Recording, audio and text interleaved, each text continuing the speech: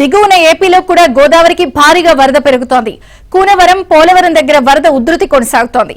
ధవళేశ్వరం దగ్గర inflow, outflow 7 లక్షల క్యూసెక్కుల వరకు ఉంది. దీంతో ధవళేశ్వరం దగ్గర మొదటి ప్రమాద హెచ్చరిక జారీ చేసే అవకాశం ఉన్నట్లు తెలుస్తోంది.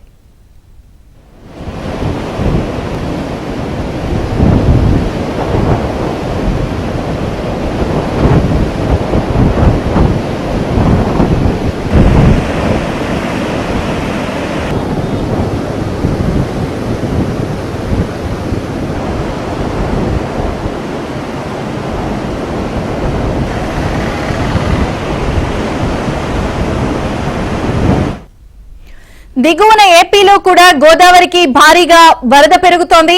కూనవరం, పోలవరం దగ్గర వరద ఉధృతి కొనసాగుతోంది.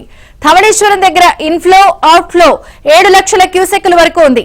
దీంతో ధవళేశ్వరం దగ్గర మొదటి ప్రమాద హెచ్చరిక జారీ చేసే అవకాశం ఉన్నట్లు తెలుస్తోంది.